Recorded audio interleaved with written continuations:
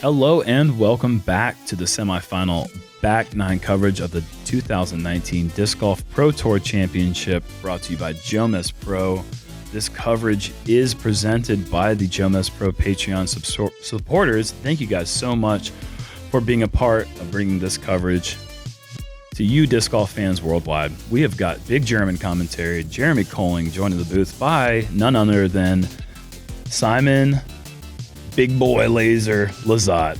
Nice. Thank you, Jerm. And as glad as I am that the season is winding down, guys, this is the second to last round you'll see on the Pro Tour. Yeah, this is it, man. We've on the whole disc golf scene this year from JomezPro, so try and be happy. We've got 27 holes of JomezPro action left to bring you. We are expecting some great stuff as Kevin Jones is off to a fantastic start. 6 under par. Drew Gibson as well, just lighting up the front nine. They're trying to punch their tickets to the finals. We got Garrett Gurthie doing okay, Simon Lizotte doing less okay, and James Conrad, he's out for the rest of the season with a score injury at 3 over par. So I have the tee box now, starting again on the back as I had on the front. And this is things just as things were meant to be. My goal is to not give up the box for the rest of the round.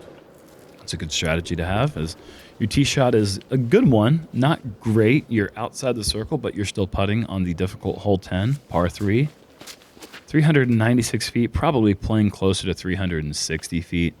Just got to get our hyzer around the corner, and Kevin catching that last tree in the way. That is a long putt left, one that I don't know if he needs to run with such a hot start. Garrett, however, he's at 3 under. And he's throwing a destroyer.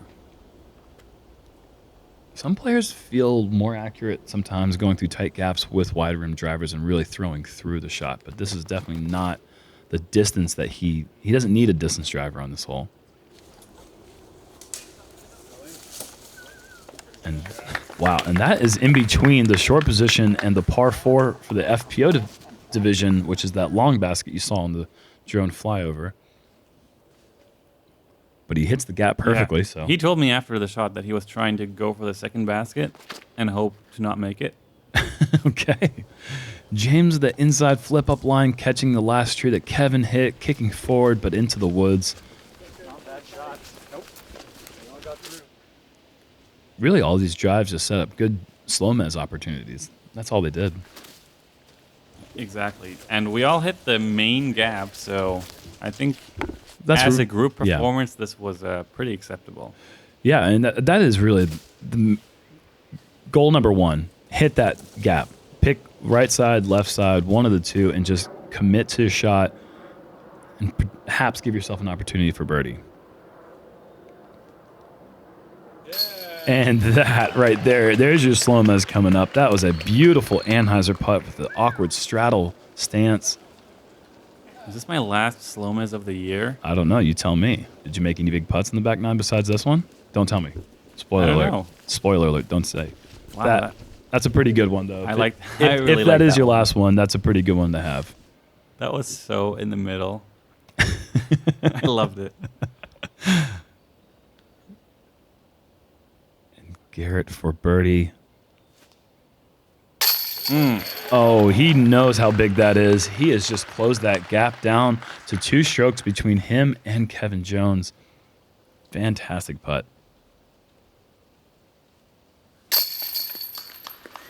And the difference in their rounds right now is that bogey that Garrett took on 3 where Kevin took the birdie.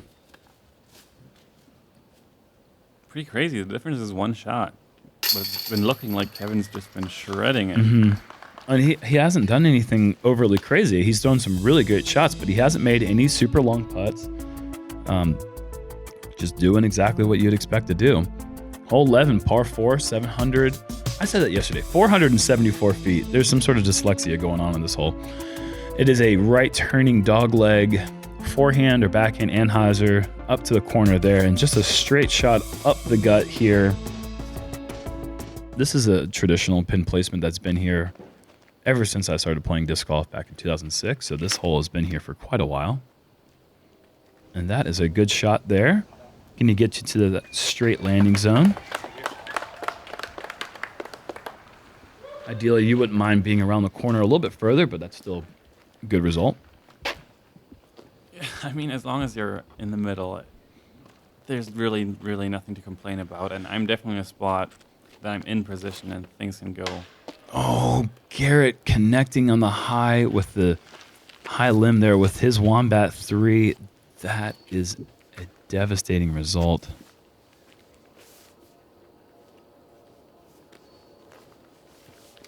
That brings bogey into play right off the bat.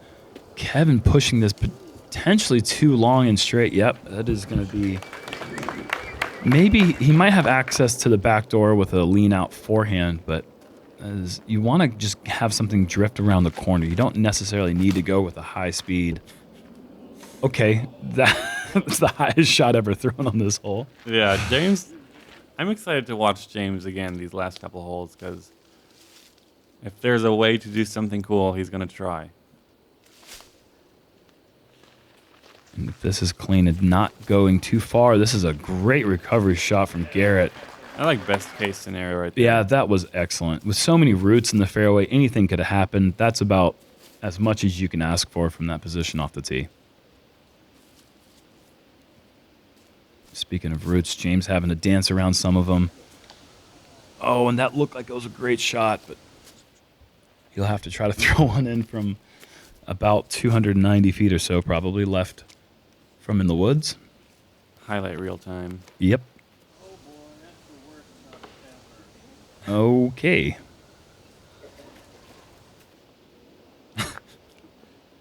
That felt like a really bad shot. And I would be surprised if the tee box will be yours after this one. Actually, no one's really in position but Garrett. What a strike that was. Incredible par save. That is a focused and determined Garrett Gurthie.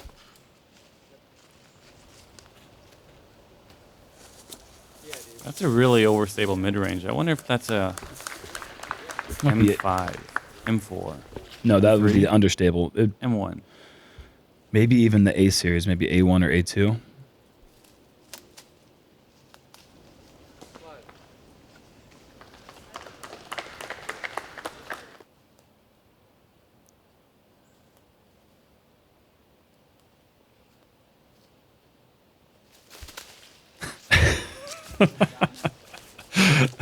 You get That 100. looked way less graceful than it felt. That felt graceful. It felt kind of cool, at least. Well, we do have some soft foliage and soil down here in the South and North Carolina.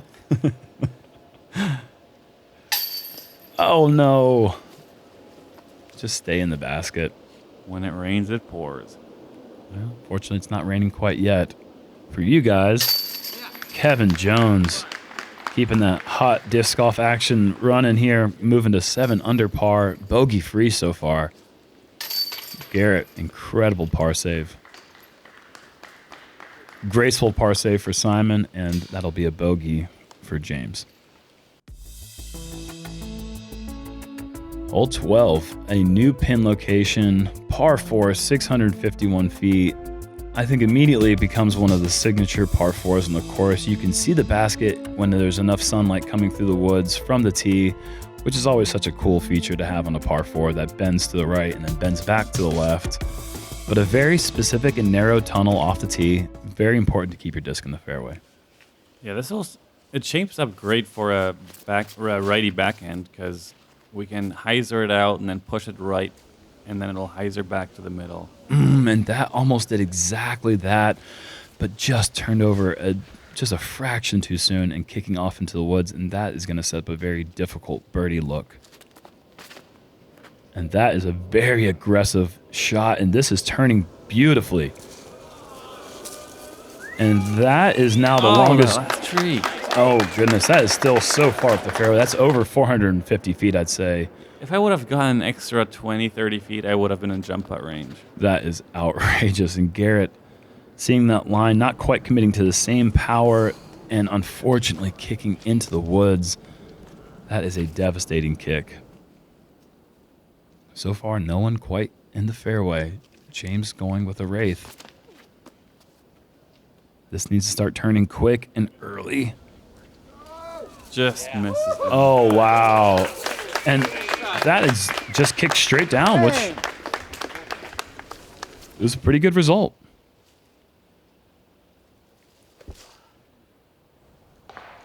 Oh, wow. And a big time root kick. That was all the commitment that Garrett was looking for, but just needed about an inch more height to get over that root. Yeah. Bad break for Garrett. It looked like the perfect angle with the perfect speed. It would have definitely jumped at least into circle 2. But Kevin just having to... Stuff happens in the woods. That's right. That's the second part book that Nate Sexton is currently at home in Olympia, Washington, writing. Stuff Happens in the Woods. The much anticipated follow-up of Wire Trees.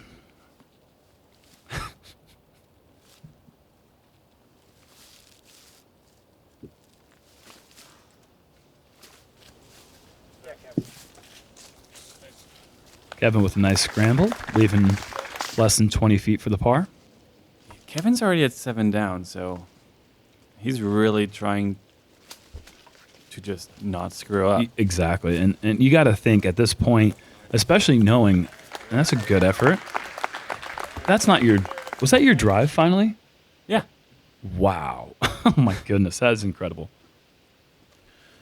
You got to think that if Kevin's able to pick up one birdie from here on out, that has got to put him in a lock for that, for the finals.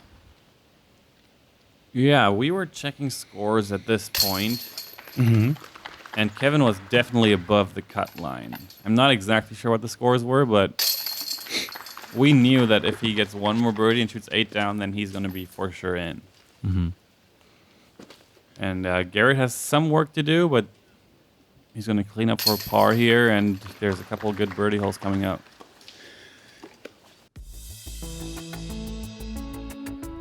Hole 13, brand new tee location, or old tee location for original, gosh, I forget what hole it is. The course has changed over the years, but a brand new pin location. We have never even really accessed this fairway going backwards before, but this is a John Helk find. Really wanted to access a big, wide fairway and encourage the big tee shot. 819 foot. Par 4 takes a big drive. You have to finish left to access that fairway on the second shot. And this is turning too far right. Has all the power, but not heading in the direction that you need it to go. At this point, are you thinking 2 under is just it's not good enough right now? I'm still thinking that if I birdie out, I could win. And I was slipped on the tee pad, and now James almost. And that is too far left. You He definitely also slipped hard. Yeah. And this tee can retain water when it rains. And just a little bit of drizzle that we've had out here in early fall potentially make this, and Kevin unable to commit to the tee shot, and that's going to be deep in the woods unless he gets some fortunate break. You're just hoping to hear some loud tree connection at that time, but it looks like that went all the way through. Yeah, so Garrett just checking the tee pad there. He just saw 3 slips in a row. But he has such good footwork. And this is what we were looking for when this tee pad and this hole went in. That is gigantic. Oh, my word. That's way better than it looked. Yeah, wow. A good approach shot to the fairway. That was my sidearm scramble. Okay. But yeah, I've seen maybe 50 tee shots from practice from players of all skill ranges and people that can throw that far, but I have not seen one yet that has been able to see the basket after one shot. So the fact that Garrett can see the whole thing just looking straight down the gut, that just really illustrates how impressive that drive was. Yeah, he's right there. And now he's going to go with his rock 3 for approach. 250 feet left. And oh my goodness, come on. That is awesome. All I can do is clap for that. That Good is effort. awesome.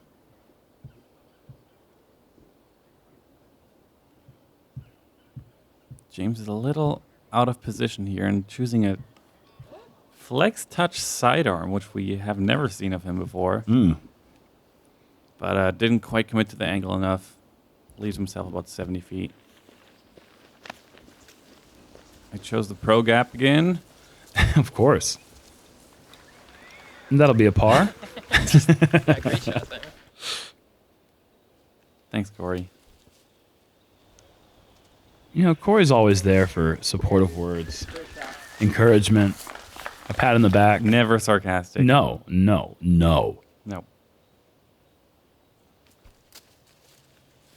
Give James the SloMez. Come on. That was a great looking run. Kevin needs this par. Great scramble. Confident stroke. Oh, he seems a bit nervous, though.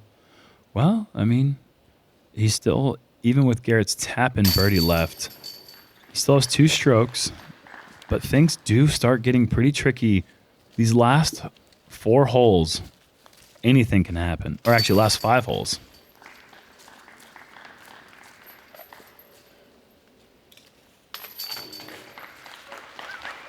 Garrett, Drew Gibson, the only 2 birdies of the day in the semifinal round. Chris Dickerson and Philo Brathwaite birdied it the day before. Only 4 birdies so far through a lot of plays, through 48 plays of the top players in the world. So you can just see how difficult that hole is. Hole 14, par 3, 419-foot hyzer through the woods. Awkward angle, kind of a right-hand, backhand stand-up. Garrett going for the super high flip-up play. Just trying to finish out there to the left. That's a good shot.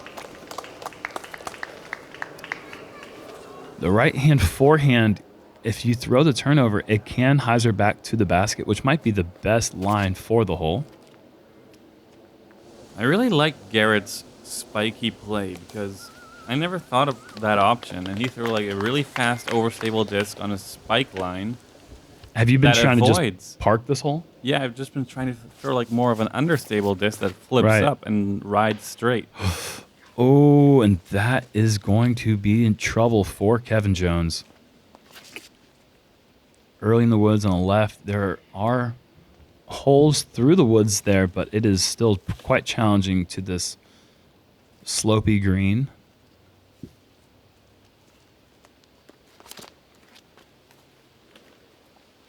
James maybe flipping this up too much, and he has. That's kicked off to the right. That is the more enclosed side of the green, the right, or of the fairway. Kevin actually looks like he's kind of in the pretty tricky spot himself. And a late tree, that will put Kevin in Bogeyville. And now suddenly Garrett's putting for birdie, and Kevin's still in the rough. So if Kevin bogeys and Garrett birdies, they're suddenly tied. Golf is such a weird game. It is. Anything can happen anytime. It's never over till it's over. Kevin even going with the tomahawk. And that is a good effort. Still not a gimme, though. Definitely 20-footer. not. Definitely not. 39 feet. Can we get another SloMez for the German Wonder Kid? We at least got a birdie. Oh, and there is another SloMez. Pretty perfect. Pretty and perfect. No, I was happy with that. And we were. This is a big putt right here for Garrett. This could be the momentum switch. Just, that's certainly not a short putt. That is just outside the circle, I believe. But Kevin only going to lose a stroke to Garrett on hole 14. Still has the advantage, but being at 6 under par, you got to imagine he's going to need one minimum birdie left to advance to the finals.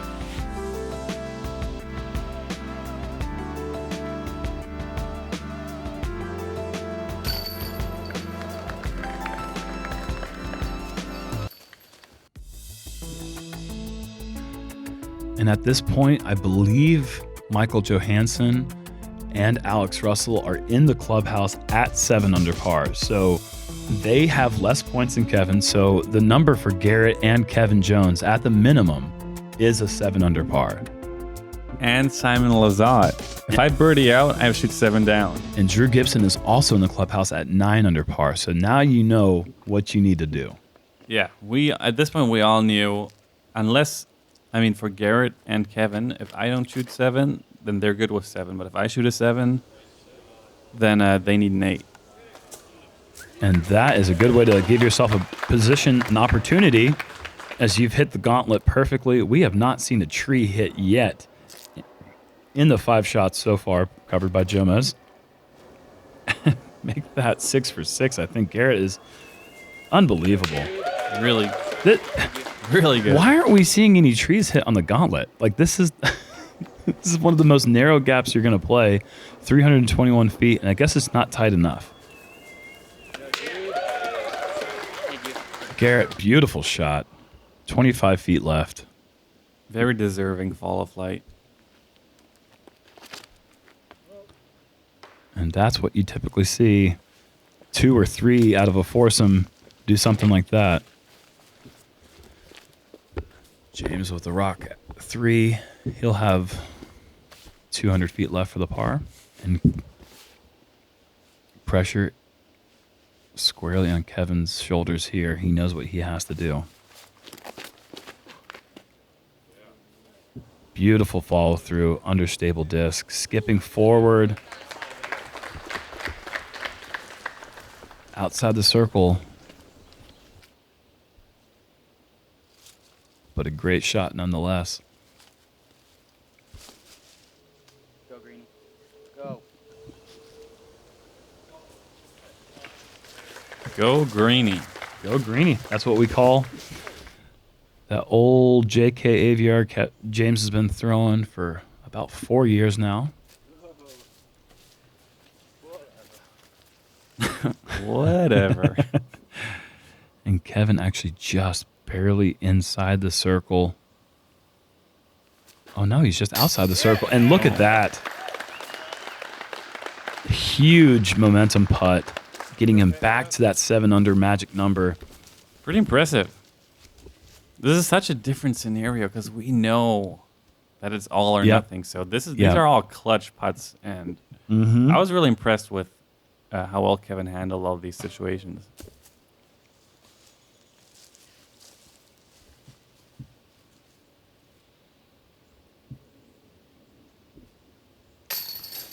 Okay. Oops. Uh-oh. Oh, no. So that's it. That's pretty much it, right? I mean, I can still ace and eagle. Yeah, sure. You know, it's never over till it's over. That's the main truth. And Garrett taps in a incredible birdie. And he's totally still in it. And with that short miss putt, it's incredible to think. We saw 7 birdies. It should have been 8, really, on the gauntlet. Oh, yeah, you definitely look like it's not over. That was me realizing that this is probably the last 3 holes I'm going to play this year. Yeah, well, which was a mixed emotions of happiness and sadness, disappointment, and gratefulness. Well, if Kevin or Garrett want to make their way into the final round, they're going to have to get past this hole first. Hole 16, 357-foot par 3. There are 2 main gaps, but I think everyone in this group is going to be going down the wider route, the right side gap here. And that just hits the left side barrier. If that gets past that tree, I think Garrett is looking at a birdie.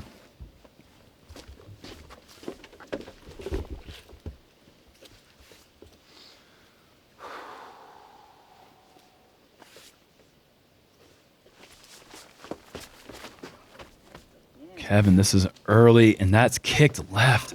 Darn it. And that is a bad spot to be. What are you doing? I'm looking. Why are you up. looking up? What are you doing? Stop it. Stop it, dude. Come on. Didn't quite get as far as I wanted, Insane. but surprisingly, that's not that dumb of a play. I really hate that in 13 years of playing this course, I've never even one time thought of trying that. It's not that unreachable, and you always get somewhat down there. Yeah, I guess so. I mean, if you've got 800, what's your furthest throw? 1,000 what? If you've got that, then that's a shot for you. Look at this. Yeah, that was one of his better shots. That is a clutch shot. Kevin Jones coming in huge there. That is 24 feet left for the par at a time when he really needed that shot to work. Not lucky, but good roll. Right next to Kevin, putting for pars.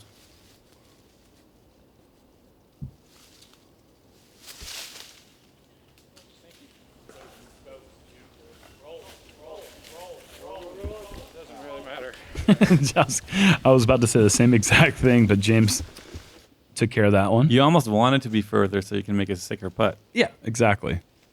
I had this great little gap here. I was so excited about that gap. Which gap? And that was Oh, man. little annoyed. I wouldn't say it's the worst putt ever. But it makes me feel better to say that. Sure.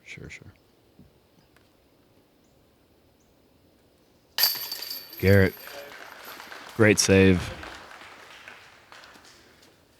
These Kevin. putts look really close, but there are no gimmies in this scenario.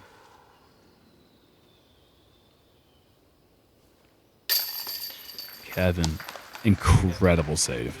That is a spot you do not see many pars ever picked up. And a great save for you, Simon. Incredible work. Amazing. Unbelievable, really. Yeah, it's hard to believe, but great effort. James going to 7 over. I feel like Corey's all of a sudden in the booth speaking for us.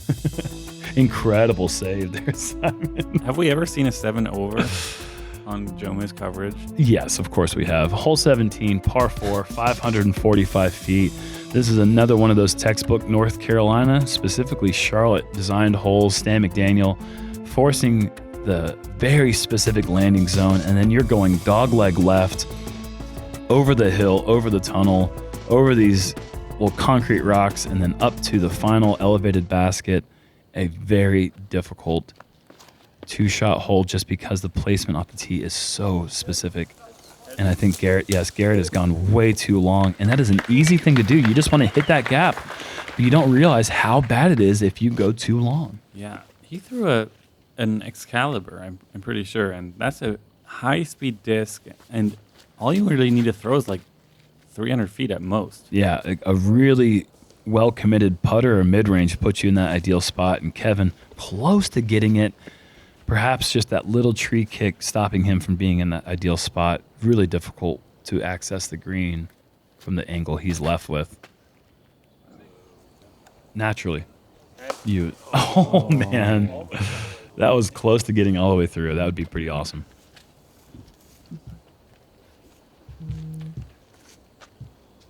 James and I trying to do the impossible, just go high and hard and just see how far you can possibly get through. Why not? And James. That's really good. Yeah, that's great. And there should be some pitch outlines for James. Perhaps get his birdie from there.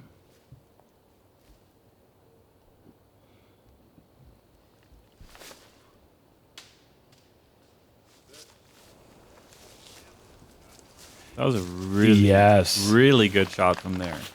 Crucial. You do not want to set yourself up in the position where you have to birdie 18. So that was a very good shot for Kevin. But you're still in it. If I throw this in, yes. Because you could double ace hole 18. I could just walk off and take a 0. Oh, that'd be even better.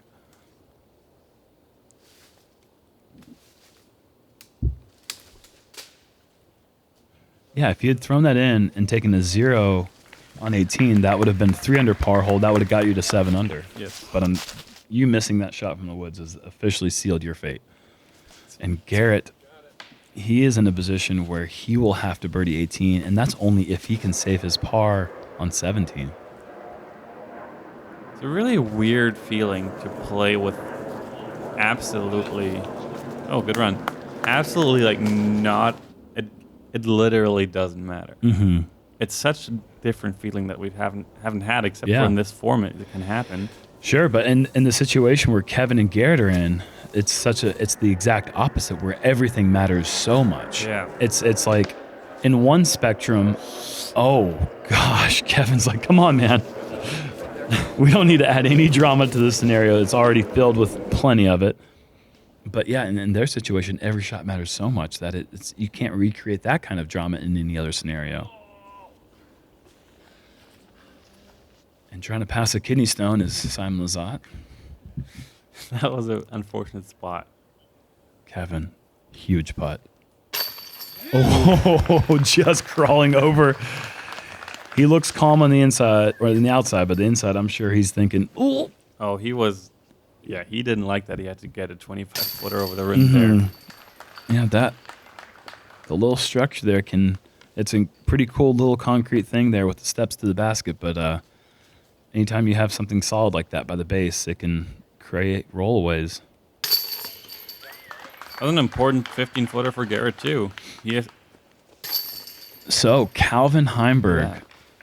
from the second card, he is in at 7 under par, so there are 3 scores locked in with 9 under from Chris Dickerson, 9 under from Drew Gibson, and a 7 under for Calvin Heimberg. And I believe Alex Russell is the 4th one in if Kevin takes a bogey.